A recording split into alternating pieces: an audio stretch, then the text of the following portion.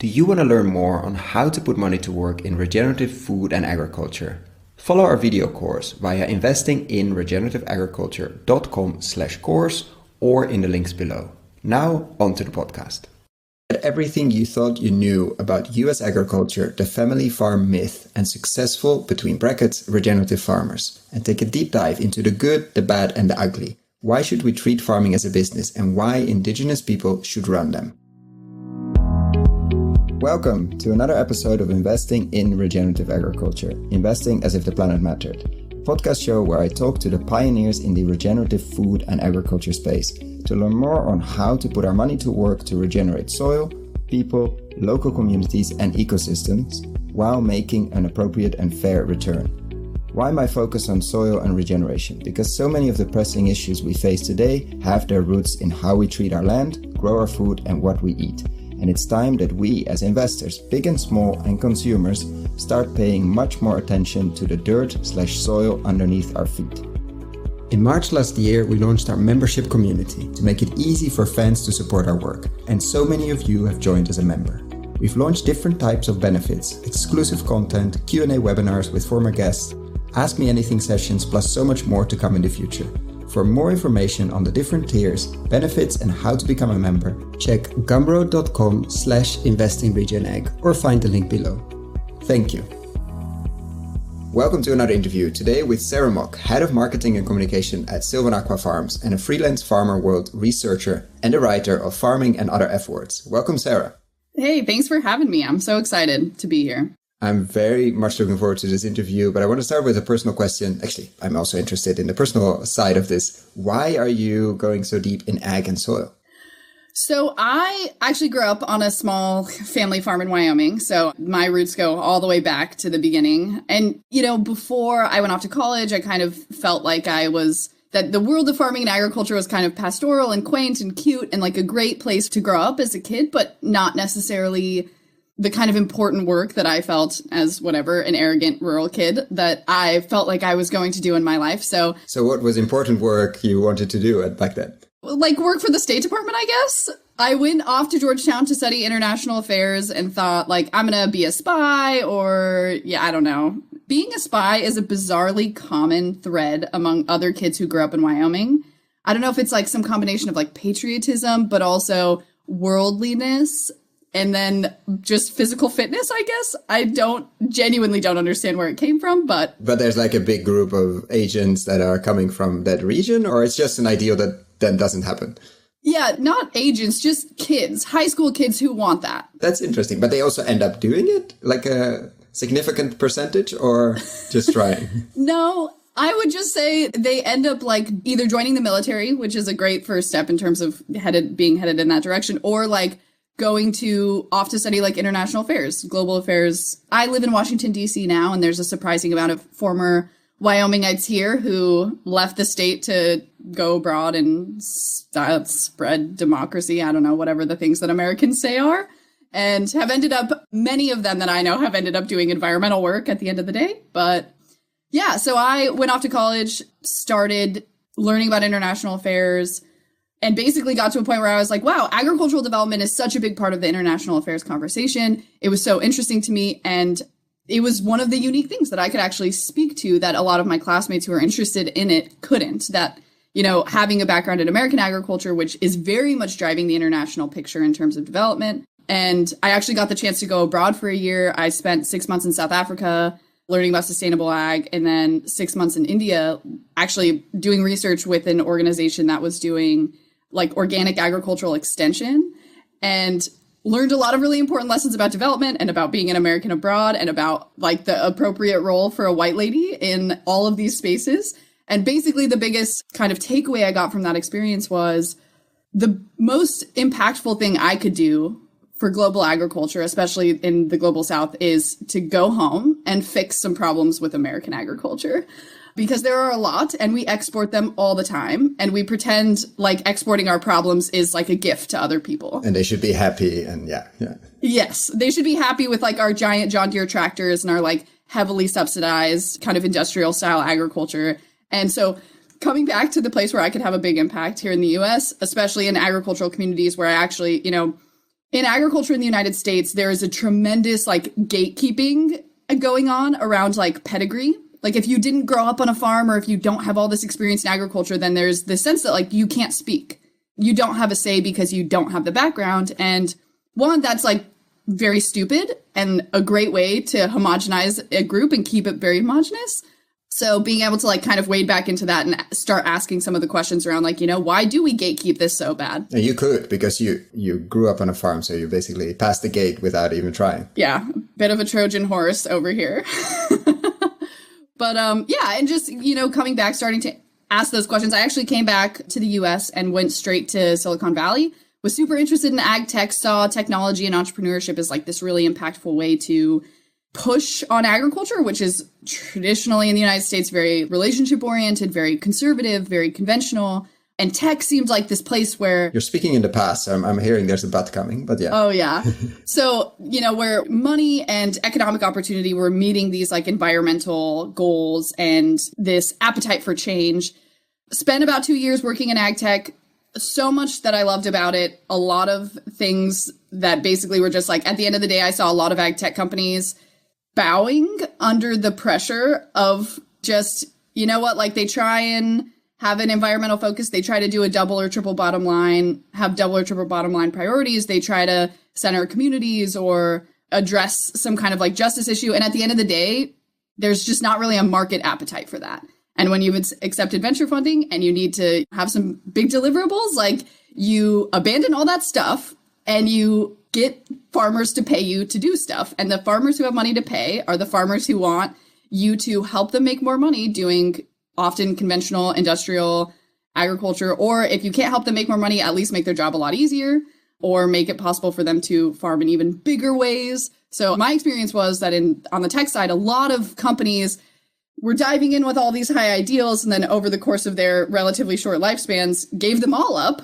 and just were trying to eat the lunch of the big players that were already in agriculture, which I found kind of frustrating and didn't see it as the motivator of change that I was looking for.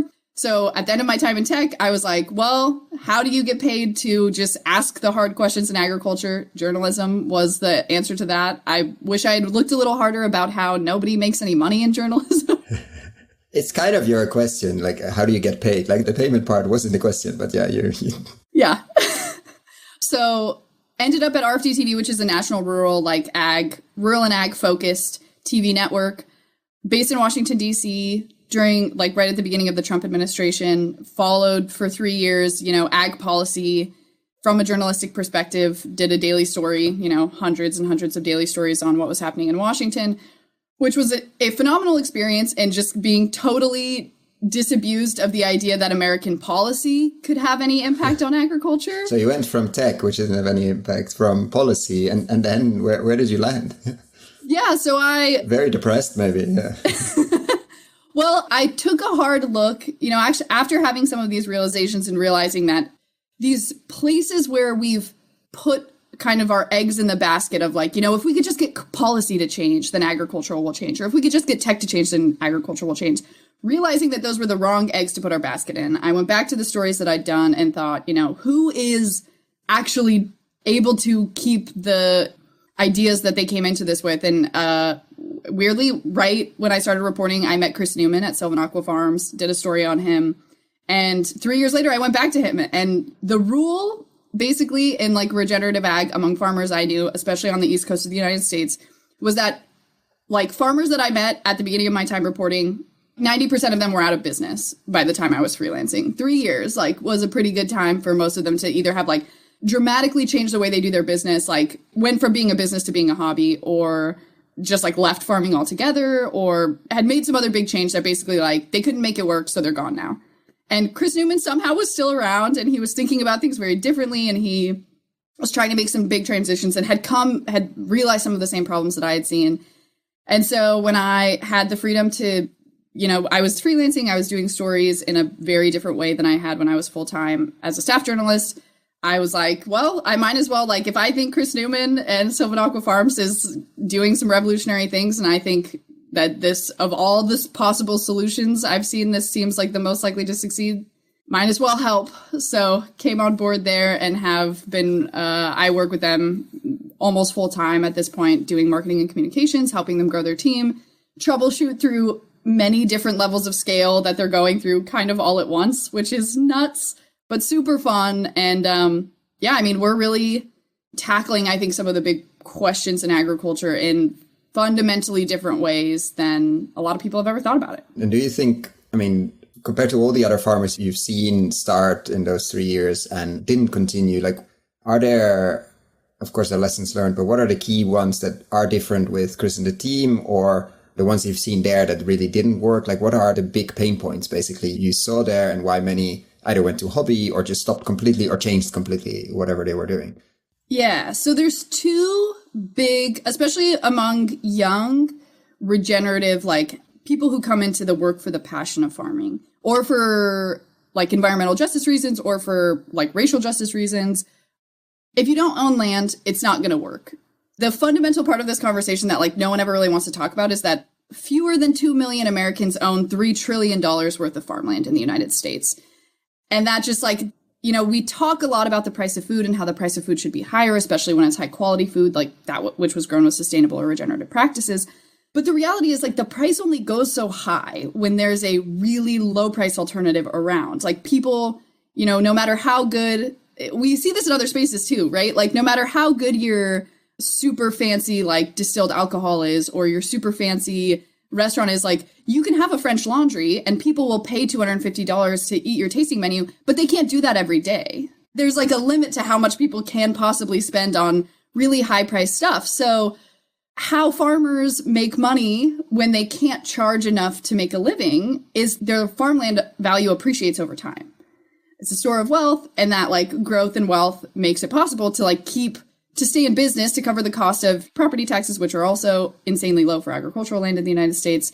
And just like, yeah, even if you are breaking even every year, as long as your property value grows, which it always does, like land values almost never drop in the United States. And they've beaten the S&P 500, as a matter of fact, as an investment class for most of the last 50 years. Yeah, as long as you have that, that's fine. And on the other hand, if you don't have that and you have to rent farmland and you're farming it regeneratively, that means your landlord is actually charging you twice because you are both paying a competitive land rent, which you're competing against conventional agriculture, which is extracting the resources.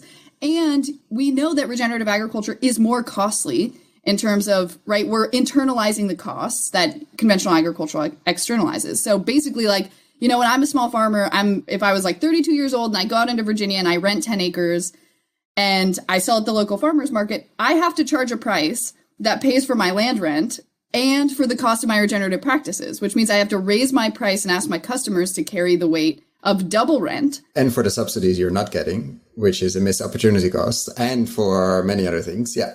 Yep. And if I can't do that, if my customers won't pay that price, then I just have to stomach it, which means basically like nobody in regenerative ag is paying themselves a living wage. No one is paying workers a living wage. And eventually that just like crushes you. You can only lose money for so long before you realize like, hey, I have a college degree. I'm just going to go get a job. This is called a hobby. Yeah, exactly. Maybe I can keep farming on the weekends, or maybe I can do something, or maybe my partner can get a job that can support us both and the farm.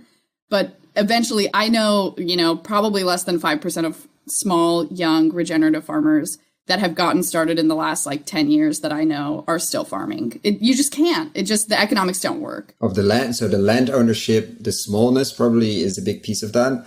So you said there are two things. So land ownership, and what was the second? So the other thing is the labor challenge, which is tied directly into the cost of farmland, which is we just pretend like it's not there most of the time in regenerative ag, is like, because we expect that farmers are getting like a lifestyle bonus. They just should be so chuffed to be out. Because they always have the view and they're outside. Yeah, and it's beautiful. And that's what people want. And that should be enough. Well, guess what? Verizon Wireless does not accept a lifestyle check for your cell phone bill, but you need a cell phone bill even just to operate your business. The problem is that we have built in this idea, and we do it in other ways in regenerative ag. It's a business. Yes. It's interesting. You mentioned it, you call it a business, which a lot of people won't, but it's absolutely crucial to call it a business. Like, this is an agriculture business, and we haven't been operating it as a business. Absolutely. Because it would be bankrupt a long time ago. Yeah. Exactly. And that labor question, there's lots of ways we get around paying for labor, especially in regenerative. We do lean really heavily on volunteers, which is not things that businesses do. You should not have to donate to a for-profit business. That's just not how that works. We also do you do a lot of farm apprenticeship programs and things like that, where people get paid $100 a month to work 12 hours a day in exchange for education. There's no one regulating what it means to be educated in regenerative ag. But, the problem of not paying for labor in agriculture is the American agriculture history. The whole thing is just farmers don't pay for labor. So it's certainly not regenerative ag's problem alone, but it's not a problem that I think most regenerative farmers have taken on and tried to solve in any serious way. And they have to, if you want to grow this movement and take on conventional extractive input-based ag, because they don't need to make money in the normal way, in the sense of selling food, because they're not. And they just need to keep, as long as they don't go bankrupt and they keep the land, they are fine, because it keeps going up in price. And that's the only thing they do. And as long as they keep their head above the water, they're okay. But not high enough to actually pay themselves. And that's the difficult standard. Yeah, well, and there's this really odd mindset in American ag that, coming from tech, was hard to put my finger on at first. But once you see it, it's hard to not see it. And I summed it up. A farmer I talked to recently who farms outside of LA and farms, does value-added food products that he sells at farmers markets. His whole vision of his life and why things have gone well for him are basically, his motto is, I can't afford $15 an hour salespeople. And I can't not afford $25 an hour salespeople. And it's yes, this is a thing we've forgotten in agriculture, that when you pay people, you get better people.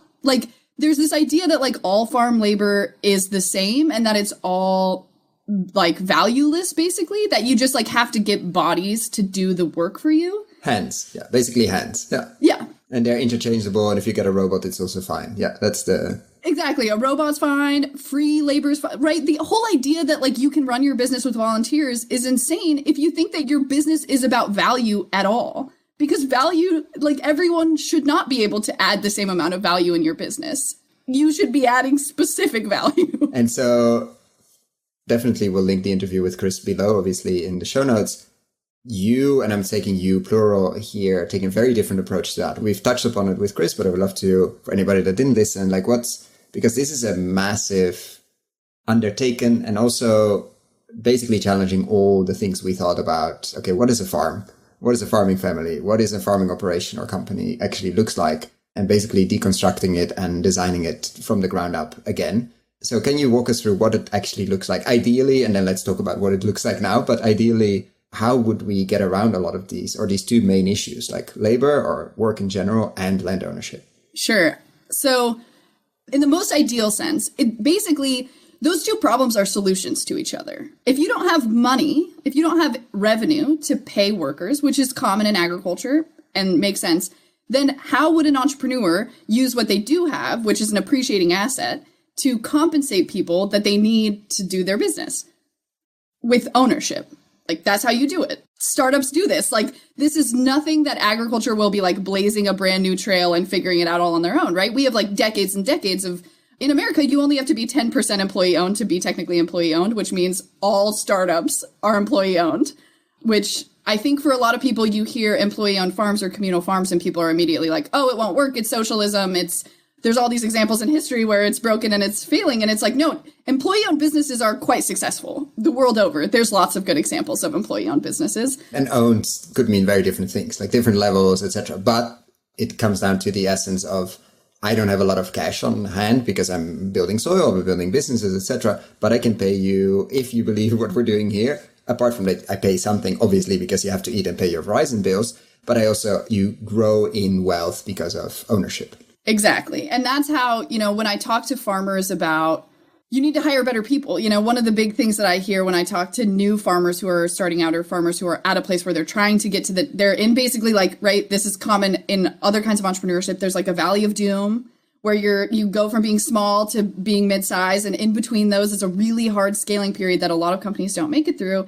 And they get to that upper level of small and they say, I have all this stuff. My business is running me ragged, but I don't feel like I can afford employees. And the answer to that is always if you need employees, figure it out, like dig deep and find. And again, this equity question is right there. And I think people don't want to access it. And the number one reason why, when I tell farmers, like, have you considered offering like an ownership path for your employees? Farmers say, well, how am I going to pass it on to my kids if I let my employees be owners? If they want to be employees, they can. Otherwise, they can't. Yes. But nobody ever says that if they are a tech entrepreneur. Like, how am I going to pass this on to my kids? Like, what are you talking about? Yeah. Could you imagine Larry Page being like, well, I'd love to have good engineers, but I really want Google to be passed on to my children. So, like, how could I possibly? I hope they're good at coding. They really do. Yeah. I'm sure they are, because they've just been hanging around me for a while. So I'm sure they'll be great. It'd be great. But do you know when, I have no idea if this is a relevant question, but when that sort of concept started in tech, like that wasn't something natural? Was there a period where they didn't do it and they got to the limit of that smallness and then said, okay, we just don't have the cash to pay, but we have ownership of something that might be extremely successful in the future. So let's offer that. Was there a moment, somebody that came up with this idea, or was it a gradual thing? Do you know at all? I am not the tech historian that would know the answer to that question, but I actually think, from my experience with tech companies, it starts long before like a small business is running out of money, right? Because most tech startups don't start out as small businesses. They're never like family owned. They're just, you are like a founder with a founding team maybe, and you're just going to investors and trying to raise money. And what you're selling to these investors is like a stake in your business, which means you have to have the business ownership divided up already. So it's easy to do it. Yeah. Yeah. There's not a perfect comparison there for sure. But yeah, the whole idea of employee ownership in agriculture and using farmland assets and other capital assets as a way to compensate employees necessitates a deep interrogation of, are you farming as an investment so that your kids can inherit it? Because that's when you're worried about inheritance, you're worried about your investment. You're not worried about your business in that moment. So is this a business or is this an investment? I think that's an important question. And I think, honestly, American agriculture would be operating entirely differently if it was treated primarily as a business and not primarily as an investment class. But, I think especially when we're talking about regenerative ag, when we're talking about changing diets, when we're talking about being more environmentally resilient, we have to be talking about farming the business, not farming the investment class.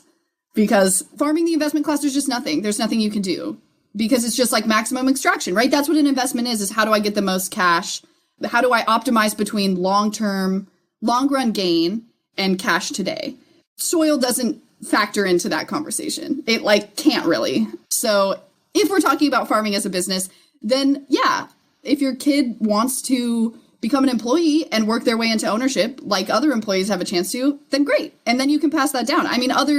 That's not uncommon in other parts of the economy too. Law is a good example. If your dad was a partner at a law firm, you'll probably get a job there. You'll probably get a chance to be a partner. But are you the only person who will ever get a chance to be a partner? No. Architects the same. Yeah. No, it's very, you get a huge leg up, obviously, but you still have to work. That's and you have to prove. Well, and the law firm will probably die if no other one is considered except for you. And so how would that work because we now talk hypothetical, how would it work in, I would say practice, or how would it work in this example? What's needed to get that done? Obviously you get, when you share that with farming friends, that as soon as they respond saying, what do I give to my kids? That means they look at it as an investment, not as a business. But let's say they say, oh, that's very interesting. What should I do? What would be your answer?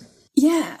That's a tough question because I think it looks kind of different for every person, because I'll talk about Sylvanaqua first. Sylvanaqua doesn't own any farmland. So there's not big capital assets that you can say, here's, our net worth. Is it in the plan to own it at some point or not? Sylvanaqua is kind of a complex and unique situation where there's going to be a land trust and wealth created that way. I would say also there's a mission focus that doesn't necessarily, for me, I am more interested in making a model that's kind of flexible and that different people can accommodate to their different situations. Because I hear it, and we actually were just talking about this yesterday. The idea that if I own 500 acres and I don't want to farm it by myself and I don't want to run, because this is the fundamental problem for a lot of smallholding farmers, right? If you don't want to be the agronomist and the hydrologist and the accountant and the investor relations person and the marketer and then all of that falls to you. You're a small business owner and you have to do all that stuff, or you have to hire someone to do it for you. And if you don't have money to hire people, then you need to have partners that help you do it. And That does not mean like you have to find someone and then like give them half of your business. That's not the only way to do it. And like you can, right, how startups do it is you offer shares and then people still buy in. It's at usually, a relatively low rate. And when it's startups, it's also a relatively small amount of the company that is available to them. But, I think it takes a level of sophistication, financial sophistication, basically, and business sophistication. For sure, which all of farming should require a certain level of business sophistication that it largely does not in the United States a lot of the time. But I think in a lot of ways that's still being figured out in other people's operations. We've been in communication with a lot of folks who are interested in this. I think it's hard. One of the other really challenging things in this space compared to, say, tech, is it's really easy to split up someone else's money between you and your partners. It's much harder to say, like, this is all my capital that I brought into this relationship, and I'm going to mete it out to other people. And I think because in the US, there's basically no differentiation between farm wealth and family wealth. Those are interchangeable, which is problematic, right? Absolutely. Other businesses, that is not true. There's like a clear distinction between... It becomes problematic in family companies as soon as it's pretty much the same thing. And then, it's a recipe for disaster. Yes, for sure. I think this is a point that I am like always trying to make, which is just like we exceptionalize agriculture in a lot of ways, in basically every way possible. But the reality is it's not significantly different from most other family businesses in its problems, in its challenges, in its benefits, in the ways that it is regulated and unregulated. And so I think in a lot of conversations I've had with people about, like, why don't you consider equity? Why don't you consider like buying your employees into your business? There's a lot of like, oh, well, maybe that works in other businesses, but not in agriculture. The answer to that is just always like, yes, it does work in agriculture. Like, there's no reason it wouldn't work in agriculture. Yeah, it's a bit of the same discussion of many farmers like, but yeah, he or she is doing, I don't know, holistic grazing or completely different ways of farming. That would never work here because it's a different climate. No, it's not. Like, it's a neighbor. Like, if it works on the other side of the fence, it also works for you. If you want to explore, you could do differently, etc. But it doesn't mean like it's not unique. It's very difficult to find a unique situation. Exactly. And there's so much pushback around like, well, this has been in my family all this time. This is my heritage. This is my legacy. Everyone's family business is their legacy. Everyone's family business is their heritage. And I know many people that sold it. Yeah. Yeah. And like, guess what? If we were still paying all the cobblers in America, all the descendants of cobblers just to cobble because like their parents and grandparents did it and like that's the thing that we like believe they should do, we would be in a very weird situation. So let's like walk away from all the arguments about like legacy and heritage and remember that like, yes, absolutely, you inherited it and it's yours and that's fine and it's a business and you should operate it like one. And if you are incapable of doing that, then we should be talking about like what comes next, because we don't just support people doing what they want to do because. And it is a different sector for at least the environmental destruction and the environmental opportunity. Like, it's so big in terms of simple acreage, etc. Like, it does affect all of us. Like, if you run your bicycle shop or a bicycle company in a not amazing way, it does affect all of us as well. But if you run your large farm estate in a very destructive way, it affects everyone around you. Plus everybody far away because of climate change, etc. So it is all of our problem quite dramatically. And you cannot say, it is my land, so I do whatever I want, which currently is, because it does affect, and at some point will come. Like, at some point, there will be enough regulation to push you. And it's not going to stop at the gate. Like, you cannot keep this out. It's sort of all of our problem. Yeah, and which is all such good points, and why it's so frustrating to see the absolute lack of environmental regulation on American farms, because it's, okay, the Environmental Working Group can basically show point source, like nitrogen runoff, phosphorus runoff from farms directly. So even the argument that like we can't tell which farm it came from, so how could we possibly regulate them, is there's nothing left. We know that the hypoxia in the Gulf of Mexico is directly due essentially to just farmers in Iowa. There's no questions left. And the idea that we taxpayers have been paying more than $5 billion directly to private farms for the last 25 years. Well, this problem has gotten worse and worse. And somehow the conversation at the end of that reality is, how can we pay farmers to do better? We already paid. We've been paying all this time. And we didn't get the result we wanted. Yeah. As a matter of fact, the Gulf Hypoxia Task Force met in 2007 and made the goal to reduce runoff to the Gulf by 50% by 2015. In 2015, they reevaluated and found that they had actually increased runoff by 20%. So they're actively moving in the wrong direction. Payments directly to farmers have gone up over that time period, resulting in $46 billion in direct payments last year that overwhelmingly went to the top 1% of farmers, which for me is a very discouraging part of this whole conversation about how can companies get in on paying farmers to do more regenerative practices? Sorry, we've already paid. We've already sunk a lot of money into these farms. Taxpayers at this point, it's hard to say how they are not the number one investors. Investors in businesses get a say. They get to tell you how to do your job by definition. When you're an entrepreneur and you've taken investment money, you have a boss now, your investors. And that is just never part of this conversation. It's always about how farmers are in a bad situation and how they don't have the resources they need to do better. And that is just not true. And that's, I think, a very frustrating part of this whole thing. And it comes from this idea of that these are farm families and they're just individuals trying to do what's best for their land and trying to perpetuate their legacy. But the reality is farms are businesses, which is okay. It's fine for farms to be businesses. That's always what they've been. But let's treat them as businesses. Exactly. We have to treat them as businesses. Putting family in front of the word farm does not mean that it's not profit seeking. It has to be profit seeking. But they're so cute on the pictures of the products I buy. I mean, no, it's fascinating. You I'll link the article below. You picked a fight with the carbon credit peoples. I think you got a lot of response to that recently. Let's see when this interview comes out, but it's for sure you picked a fight with somebody else before that. But the image of the struggling American, and I think we can actually take that to many other continents, a family farm that is really, we should really pity. And the truth is, and if you look here in Europe on the direct payments, go to the top 1 or 2% of the farmers that absolutely don't need it and are by far the most destructive farmers we can possibly find and are really not the people you want to pay. And we're not getting results, by the way, for paying. And yeah, it's a mind-boggling. And it grew out of sort of, I wouldn't say necessity, but it didn't, nobody designed the system to do that. But it's somehow over the last 30, 40, 50 years, depending on where you start, it grew that way, and we completely distorted anything. And you get paid for plowing, and you get paid for many other things that, let's say, are not growing food. Definitely not nutrient dense, but not even food in general. And it's pretty distorted, but it's interesting. This is a depressing picture, but do you see is something changing?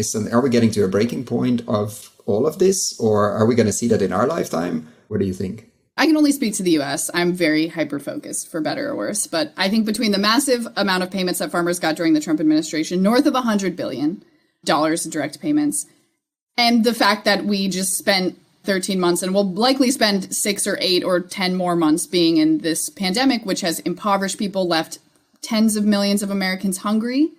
And we completely botched any food aid. We continue the most recent coronavirus aid bill that's going through Congress has more payments for farmers, more flexibility for them. We know that paying farmers does not contribute to food security. We know that farm prices are way up. International commodity prices are at 10-year highs right now, and they're still going to get more payments. I think what happened in America's meat packing plants, unfortunately, since literally the jungle was written 100 years ago, we've never cared about meatpacking workers. We only care about food safety, but that's a whole nother question. And is absolutely in the United States about racism and where we think that the right place for immigrants is. But I think that there is a opportunity in this moment to say, enough. Yeah, for people to say hey, I'm done paying farmers. They're not doing the right thing. I think the farmer I talked about in that article is getting paid for planting cover crops. Cover crops is not enough. First of all, you can already get paid for it in the state of Maryland where he farms. You can already get paid for it by the USDA. And he literally said in another article, not the main article where he talked about getting the money, but in another article that it has been a net benefit for his business just by existing because it's limited the amount of passes he has to make in the field. So he's saving on diesel, he's saving on, right? He would have done this anyway. That's not what we're supposed to be paying for. And basically what we're rewarding at this point is holdouts. We're telling farmers the longer you hold out, the more we'll pay. The longer you hold, someone made this analogy to me the other day. It's literally like farmers are standing in their yard with a chainsaw in their hands saying, if you don't pay me, I'll cut this tree down. And we're saying, please keep the engine running, but don't touch the tree yet. Yeah. And we're putting diesel or petrol in the machine just to continue running. And we're just letting it happen. Instead of just saying like, putting a fence around the tree or taking away the chainsaw, we're just saying like, okay, don't worry, we'll pay. And it's like, no, we already paid. Like, this is over. We're not doing this anymore. And, I think I was actually just reading a fascinating part of The End of the Myth, Greg Grandin's book that he published last year and won a Pulitzer for. He talks about basically during the New Deal in the United States that New Deal Democrats in particular, like, had gone to Mexico, spent a lot of time with the Mexican government at a time when the Mexican government was doing massive land reform, and how many benefits that the Mexican government saw and the Mexican people saw, and also how much like FDR's basically like administration, including people at the USDA, were excited about like, oh, we see how many of our issues in the United States are tied directly to the fact that like way too few people own way too much land. And that's the thing. And like, I talk about this quite a bit in the book, but like that owning too much land is what causes labor exploitation. Like if you own too much land and you can't monetize it, then you have to get labor for free to work it. There's no other way. And that like, it led to chattel slavery. It led to the Bracero program. It led to, Japanese and Asian American racism in California. It led to today's like modern immigration system. The evidence is everywhere in American agriculture that we have too much land in too few hands that can't afford to work it. And so we like abuse labor to get it done. And all we do is further concentrate the land in fewer and fewer hands. And at the end of all of that, we get sad that farmers are so old and that young farmers can't find a way back to the land. But of course they can't. Saying, why don't more farmers own farmland? Young farmers own farmland is like saying, why don't more young people have trust funds? You need money to begin with. So how does that go into Sylvanaqua? As you mentioned before, you don't own the land. You're farming and you don't own the land in the future. There will be a land trust, etc. How does that work on fixing that land ownership issue, or partly fixing it, or at least make a step in the right direction? What's the thinking and more importantly, actually the doing there? Yeah, so two different things are happening. So on the one hand, we are very lucky. Chris Newman built this amazing business, which, I think in Sylvanaqua's case, the brand alone has a lot of value. Again, another thing that a lot of farms don't think about very thoughtfully is that, like, yes, when you build a successful business, things besides just your tractor and your acres have value. Like the Instagram account, yeah.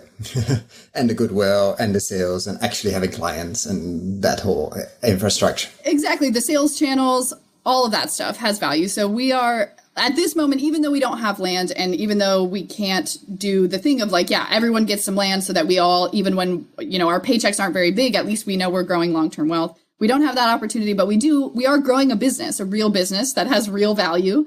And every person at Sylvanaqua has a path to ownership. I am personally on a path to partnership. So not like exclusive ownership, but I'm on a path to partnership, which is really exciting for me. Coming from journalism where that's not the case. Never the case. Or you start a paid, book obviously, but it really has to go well to make any sense, or the Substack world of this, the premium, etc. But yeah, I think ownership in a farming business and a food business is more interesting. Oh, for sure. Not to mention that it's a team, and working with a good team is never something to be taken for granted because it's rare. So that's how we're dealing with ownership and partnership on our end. And then in addition to, so that's within Sylvanaqua Farms, which is kind of the central umbrella of the organization. And then within the system, there's networked farms. So we have right now 40 Acres Community Ranch and Choptico Farm, which are both separate businesses with their own owners, owned by 40 Acre Community Ranch is Black owned and run right now. And Choptico is a vegetable produce operation that is currently owned and operated by this really cool group of people. So there's basically those two ways. You can either join Sylvanaqua as like a part of one of the businesses and work your way into ownership of that business, or you could join as a business and just kind of get plugged into the network. And we have some standards around what that means, what that looks like in terms of both environmental stewardship and economic interrelation with the other businesses in the organization. The land trust element of this and how we get the land ownership piece is a little bit further down the line for us right now. We're actually in the market. The nonprofit part of what we do, which is called Something Else Society, is going to have a land trust, going to hold some land in common that we can then, distribute leases for our farms, the farms in the system. Yeah, because you don't want to be the one, like a lot of people are leasing. You're building a lot of first of all, you're building a business, you're building soil, you're rebuilding a lot of things that somebody else extracted, and then you're kicked off the land and you have to move somewhere else, which is painful, but also just very, very destructive. And you don't want that. Yeah. Yes, totally. So that organization will buy farmland and rent out to, do like 99-year leases with the organizations in the network, which is great. One way to do, and, we're taking our cues in particular from people like the Hutterites in the Dakotas and Montana here in the United States, which have basically, by doing many of the things that we are doing, which is like farming communally, paying people well, acting like businesses instead of small family independent farms that are really about transferring land wealth, they have just outcompeted all other land buyers in their area. Like it doesn't matter. If they want land, they show up to an auction and they just can beat every bid for land they want. And for us, Sylvanaqua is based in the Chesapeake Bay. This is our food shed. This is our watershed. Like, we care about this land a ton, and we just want to own or control and be able to have an influence over as much of this land as possible, whether that means by buying it, whether that means by leasing it, or by doing a third thing, which is called farming as a service, which is where we help people do landscape management.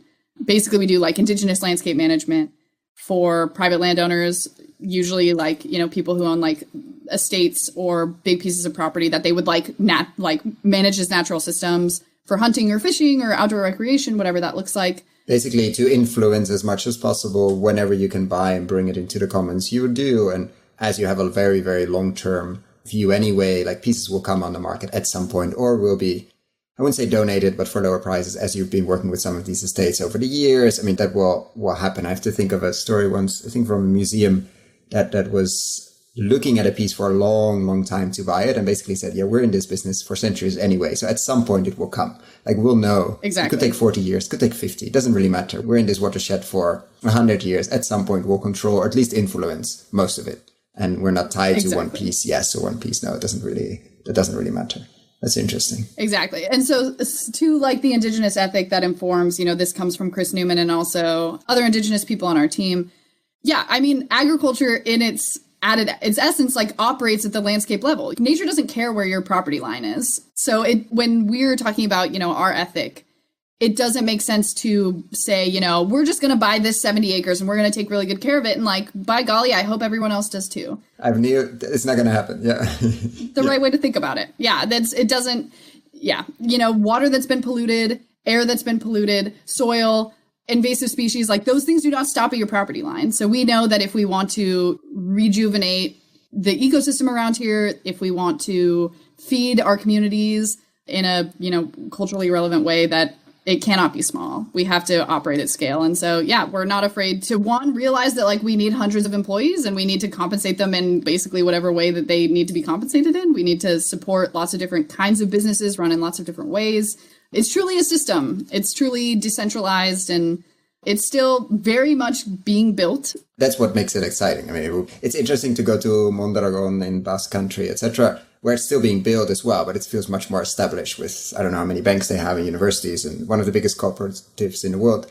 But this is like those guys 40, 50, 60 years ago, which is potentially, I mean, we still don't know, but it's very interesting to see that birth of a lot of these things. Yeah, hopefully. I mean, yeah, and we're, one of our priorities is very much just like transparency and communication. We spend a lot of time talking on social media and elsewhere about what we're doing and just trying to get people excited, get people involved, and yeah, trying to push back on some of these ideas around, I'm sure that's something that Chris talked with you about, was just so many good intentioned people out in the world who are just like, oh, like, let me come by the farm, let me volunteer, let me do whatever I can, and just like trying to change the conversation around that of like, we're a business and we don't actually want or need volunteers because that's not how our business runs. But like, we appreciate it. And we like love fans, and we'd like love for you to buy our product and like figure out what it means, what products we could carry for you to buy them. It's just, we've really trained people, especially people who are really mindful about the environment or really care about regenerative food.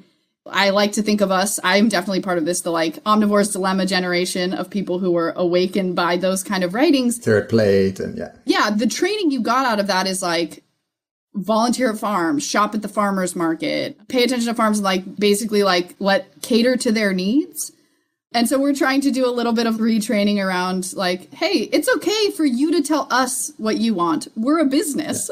we're going to respond to your needs as a customer. Either be a customer, invest, or come work with us. But yeah. Exactly. But you don't need to like volunteer. You don't need to be sorry to ask a question. Yeah. Yeah.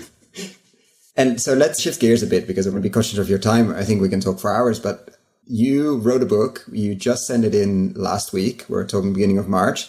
It's going to come out the 21st of April, the first one, the second one in December. What's the book about? Farming and Other F Words, which, by the way, is an amazing title.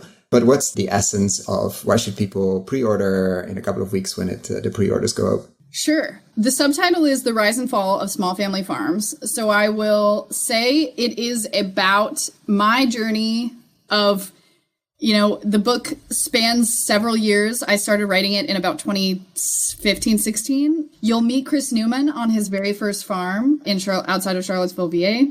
And then, journey across, you'll meet old farms, new farms, big farms, small farms. I promise it's not a Dr. Seuss book. I'm realizing just now that that's what it sounds like. Don't worry. Yeah. And basically, I just, I look at all of these questions, so many of the questions that we've talked about here really closely. I think at different points in this journey, really came to a lot of the questions I had and kept coming back around to centered around exploitation. And I think there's so much exploitation in agriculture, exploitation of natural systems, of farmers themselves and their families, of workers, obviously, for obvious reasons, of the animals and plants involved in agriculture. And just looking, we have this idea of what a good farm is. This idea of like the good farm is very central to the book of just like, if I told you we're fighting for small family farms and you said, yeah, you're thinking of a very specific farm. You're thinking of like maybe a few dozen to a few hundred acres, owned and operated by a family where the family contributes all their labor and earns not an excessive income, but, a stable income. They have a very centered focus on the community and feeding people local to them. They're the original environmentalists. They're very mindful about the way that what they do might impact future generations. They're super hardworking. They have this incredible land ethic. They wake up really early, down to like their kids play in the hayloft and they drive the tractor. I feel there's a but coming. Well, so basically, like, the point of this book, like, what I was doing is just, like, can I find that farm? Yeah. Like, how close do we get? And in what ways do the farms that actually exist in the world fall short? And there's a lot of data in there. There's a lot of interesting kind of examination of what's available from USDA, where the USDA falls short in counting farms, which is, like, a whole other thing. Who gets money? Who are we helping when we, like, go to Farm Aid?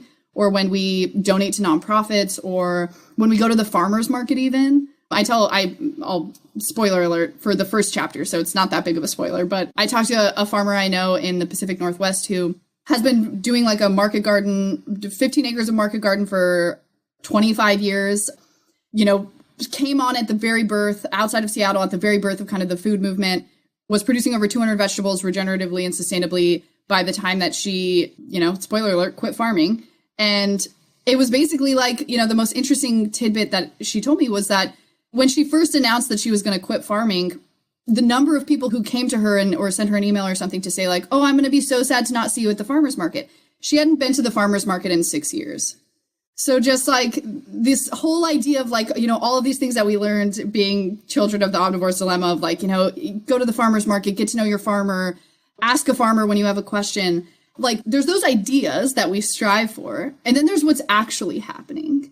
And I think that kind of the point of this book is to just try and understand, we have our ideals, and we have, in a lot of spaces in agriculture, we let the nebulousness of the ideal stand as just like, this is how when you hear someone from the Farm Bureau say, like, we need to do whatever it takes to defend small family farms, and then somehow you hear someone from, like, the environmental community agree with them, and you're like, oh, they must be on the same page. And just like how much ambiguity there is in the middle of, what exactly do different people mean by a good farm? And what does that mean for people who think that there's problems with the food system, people who think there's a problem with the farming system, and like basically where we go from here. And that's what Farm and Other F Words is about, is basically, is the small family farm really the unit of agriculture that makes the most sense if we're talking about a hotter, drier future where we need to feed more people better? I have a feeling it's not. Deeper book spoiler, I will say, is just like, you know what? Only in America, really, or in America and Europe, do we think that small family farms were ever like the peak of human existence. It's not common in the rest of the world that we like all strive to retire to a farm one day. Most people in the world don't do that. No. And then the second book is like the second part of that. It doesn't have a title yet. Working title is like Big Team Farms. It's basically a playbook of, I've called it like the lean startup of farming, where it's just like what are big team farms? Where do they exist right now? How are they working? What are their challenges? What are their solutions, etc.? It would be super interesting. And now I would love to end with a few questions I always like to ask. And to start with one, I mean, you mentioned let's not see farming as an investment, but let's say you somehow magically tomorrow morning are in charge of a $1 billion or any large amount, because it doesn't have to be 1 billion, investment portfolio, and obviously charge them, okay, how do we make farming regeneratively, but actually regenerative to the core, meaning including everything, not just soil? What would you focus on? What would you invest, or how would you put this money to work? How would you prioritize? That's mostly why I asked this question. Yeah, that is tough. And if it wasn't just, I mean, if the main priority is regenerative agriculture, is like environmental outcomes. No, I'd say regeneration in general. Like this is I see usually ag as a nice Trojan horse to get into a lot of other conversations on inequality, access, health, very wide health, not just physical health, etc., etc. So if you have the freedom to invest it whatever you want. Could all be in ag tech if you really want to, but oh yeah, no, definitely not. Well, I guess the other question is like, what is my timescale for having a return on this money? But so it has to come back at some point. The return could be zero or very low, and it could be very, very long. So you actually have the freedom and space to do 99-year things if you want to. Okay. It's not a 10-year fund, let's say. Okay, great. Because that would make a difference. You know, I think you could do something really interesting with like partnering with, I would love to get, I mean, we talk about indigenous leadership in regenerative ag a lot. I think you could partner with $1 billion, you could partner with a tribe and buy a significant amount of land back. And just like, you know, I think the impact that kind of experiment would have just on people seeing what's possible. We talk a lot about, you know, indigenous communities protect the vast majority of remaining wildlands in the world. And in biodiversity, while only owning a very small percentage. Yeah, seed keeping and like advanced seed breeding, so much of that like is being discovered right now is is actually, you know, indigenous knowledge that has been captured or recaptured or repurposed, or their role is often erased. So that would be probably my first instinct, is just like, one, buy a lot of land, because land is always the biggest barrier, and put indigenous agricultural leaders in charge and see what they do. Like, I would love to say that I like know how to unlock all the most value and figure out how to do the best stuff. But I think Chris Newman talks about this in a really powerful way, so I won't try to paraphrase him, but people who have traditionally been without resources or in marginalized positions have built this really amazing skill of operating in the world despite that. Operating with fewer resources, operating, you know, on the margins of communities. And fixing stuff and getting stuff. Yeah. And that's the thing, is like, I think $1 billion given to a tech company would be a lot more wastefully spent than $1 billion given to an indigenous community. And get out of the way, probably. That's the best. Yeah. Oh, yeah. And then make sure that you use, I mean, maybe you spend some amount of that money making sure people get out of the way. But yeah, I think, you know, if you could buy back the other half of Oklahoma and just giving it to local tribes there, if you could buy a lot of North Carolina for $1 billion. It sounds insane to say that, but I think it's true. And, you know, offering more empowerment to like the Lumbee tribe or something like that. The Gullah Geechee in the coastal Carolinas, you could buy not a lot of beachfront for $1 billion, but you could buy a lot of like coastal upland that you could do some awesome regenerative ag stuff with. And then I think, so much of what we've accepted is possible. And I think carbon markets are in the same place of, you know, farmers, especially big conventional farmers, sat out of climate discussions and were active climate deniers for decades and decades. And the minute they walk into the conversation and decide to participate, we let them be in charge? What is that instinct? Like, what? And we know where the instinct comes from, right? From like all of us being trained to like ask a farmer, and who can make rules for farmers except farmers? We have to let farmers do it. Would we say the same for an oil executive? Like, would we let the oil industry run their own regulation? Or we do a bit, but but we at least we know, we don't feel good about it. No. We aren't saying like, yes, we're doing this right because like we're letting. Look at this round table, Yeah, I think we serve up, right, so many of the possible solutions that we've taken off the table in agriculture, whether it's like communal farming, whether it's changes in the way that land is available and like tax credits work for land ownership, and doing, like letting indigenous leadership. I get that pushback all the time, which again is blatant racism of like, when I plug indigenous agriculture, people are like, we can't go back to being hunters and gatherers. Well, one, you're an idiot. Native Americans were not hunters and gatherers. They were advanced agriculturalists. They created corn, which is literally so advanced we don't understand how it works. Like, we don't understand how it evolved. And they managed incredible landscapes at a size that we can only dream about. Yeah. There are places in Mesoamerica where they have grown corn and other highly extractive crops for 4,000 years continuously. There's no place else on Earth that can like make that claim, that can say we were such advanced agriculturalists that we were able to continuously crop this area over and over again for not a generation, not 3 generations or 5 generations, 4,000 years. So the idea that people are like, indigenous people, don't have the capacity or don't have the skills or don't have the abilities to be leaders in this is, one, just like revisionist history. It's also insane. It also is just like something that we've accepted as, oh, well, white people own all the land, so I guess white people have to be the solution and have to be the people who choose what's next. And that is just, if anyone has a claim to being a successful long-term agriculturalist in the Americas, it goes indigenous people, and then black people, and then Asian people. And then literally white people have never been good at it. We've never done it successfully for a long period of time. We've spent the last 200 to 400 years extracting. Yeah, advancing technology to lengthen the time period that extraction can continue. To slow down, yeah. And so would you spend some of it on lobbying, like on the policy side of things? Could you call it an investment? That's a separate discussion. But would you bring some of it, let's say, home to where you're now in Washington and try to take on the tax part, take on all of the other things? Yeah, so I don't think I could argue that there would be an investment or a return on investment for that. But if your return is just like more regenerative ag, yes, totally. So on the land tax exemption side, which is some of the worst stuff we've seen, for example, Donald Trump got $80,000 off of his tax for a golf course in New Jersey because he basically mowed the lawn there and called it haying, and then got out of paying his land taxes because in New Jersey, you only have to have $500 in sales or 5 acres to count as a farm and then get 90% tax credit. So that unfortunately would have to be state by state to deal with. And there is a lot of strong advocates against it, basically because the argument is if you don't have a ag land tax exemption, then it'll all just get developed immediately, which is just blatantly not true. But also there is some weird development pressure there. So you'd have to have a thoughtful strategy around doing that I don't know if anyone has tried to put together, basically because nobody likes to make rich people mad in America.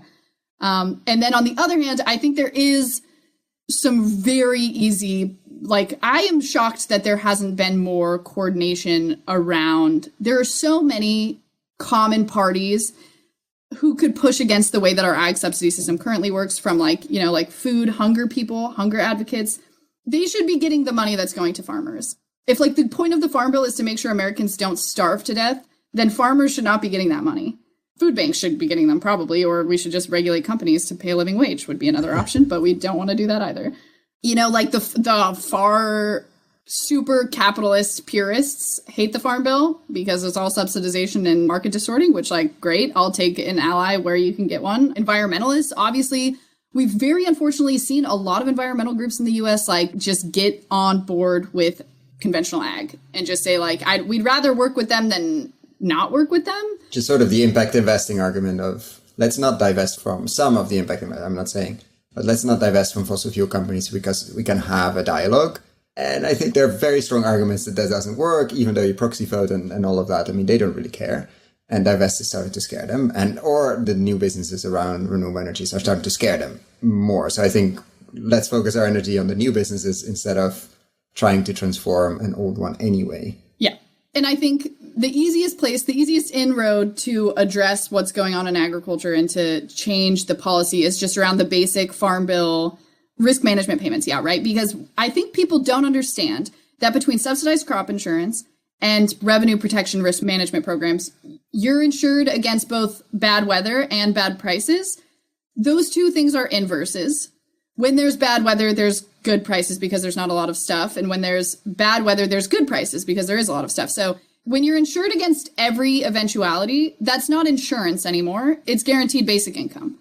If we're going to have a guaranteed basic income for anyone in America, is it going to be for the 2 million people who own $3 trillion worth of land?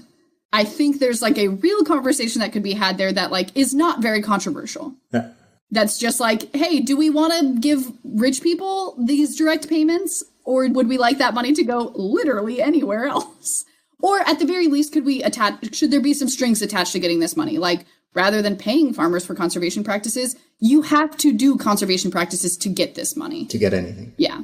And one other quick thing, which I think is super hopeful to me and really interesting, is that there actually are some really interesting ag law folks in the United States who are looking really hard at basically doing something that looks like tenant laws in farmland in the United States.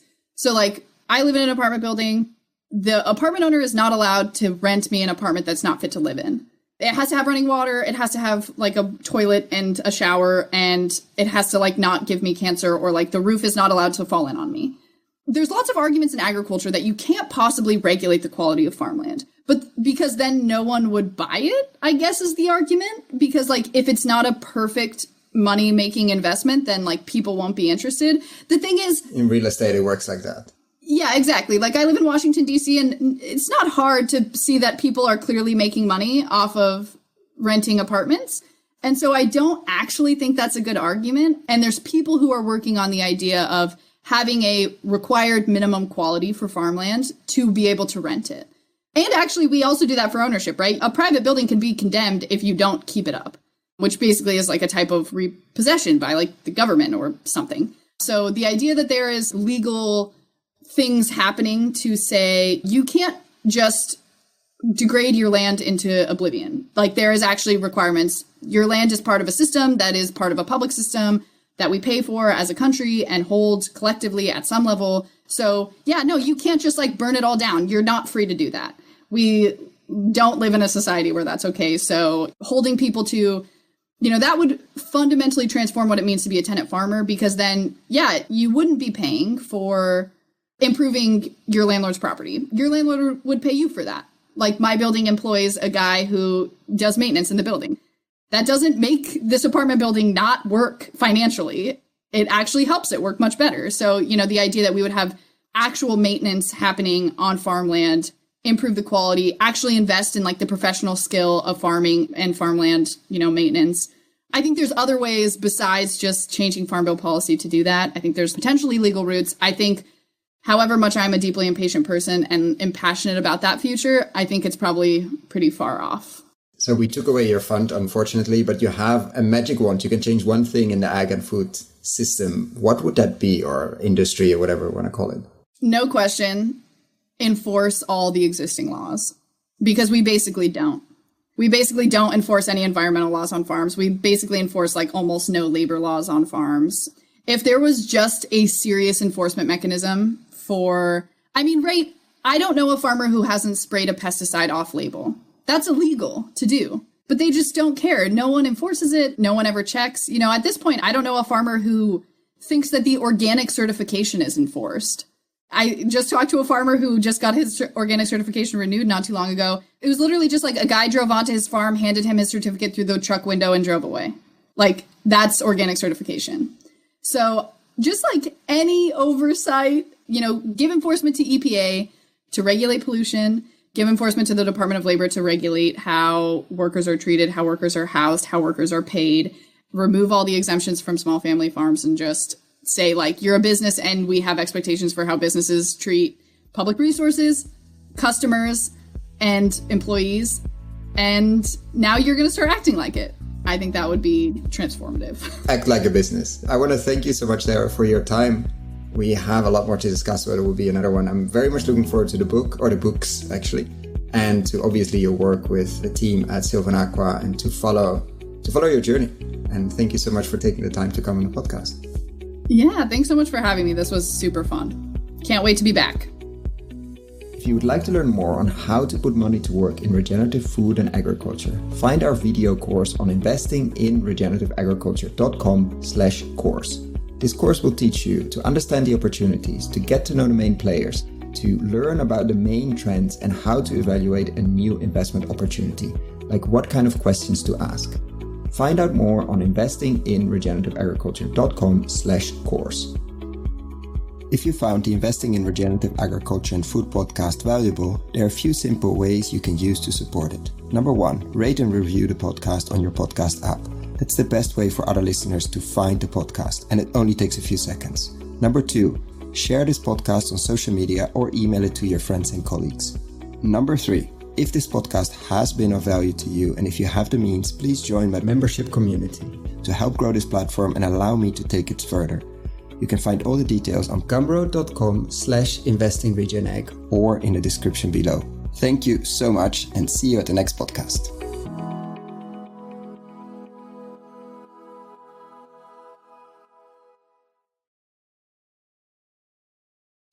Dear friends of the podcast, I'm super excited to share with you the online video course Investing in Regenerative Agriculture and Food. How to put money to work in regenerating soils at scale and growing a lot of tasty food while doing it. Why are we doing this course? After 100 interviews and more than 100 hours of audio asking the question how to put money to work in regenerating soils, and have been following the space since 2011 and recording these podcasts since 2016, we thought it was time to share our lessons learned. What have we seen in the space over the last years? How have we built our decision-making framework? What to focus on with the podcast? How have we picked interviewees? And what questions should you ask? What is happening in the space? What should you read? What should you listen? What should you watch? How to approach this space? For whom is this course? You, the soil builders and investors in this space. The soil builders, people working in this space, entrepreneurial farmers, fund managers, vehicle builders, crowd investing, platform builders, agtech companies, farm-to-gut food companies, permaculture, keyline designers, holistic management consultants, etc., etc. People that are building soil at scale. And the investors who are putting their own money to work through their family office or as private individuals, or people who are putting other people's money to work through foundations, institutional capital, banks, insurance companies, etc. Is this course free? No. This is pay what you think it's worth. Meaning, I have no way of knowing what this course will be worth to you. And I'm very aware that among the listeners of this podcast, we have people with very different means. So I'm inviting you, if this course is creating value to you, and if you have the means, to consider paying what you think it's worth. Thank you. So what is this course? It's currently a series of 17 videos, mostly ranging from 10 to 15 minutes, plus PDF slides, so you don't have to ride along. We're gonna look into why invest in regenerative agriculture and why extractive agriculture is so risky, how to invest, what kind of frameworks you could and I think should build, what to invest in, what kind of co-investors you could find, or what kind of investors you could find if you're a soil builder. Every lesson will have a digging deeper part where I will share what kind of reports, what kind of interviews, what kind of videos you can look into if you want to dig deeper. We're going to look at nutrient density, landscape design, and a lot more. So what is it not? It's not a list of investable deals. Unfortunately, that doesn't exist in this world. We're really at the beginning of the regenerative agriculture and food revolution. It's also not investment advice. Before making any investment, please find professional investment advice. So get ready, get a cup of coffee, a cup of tea, or whatever you're drinking. Click on the link below, sign up, and I'm really looking forward to your feedback.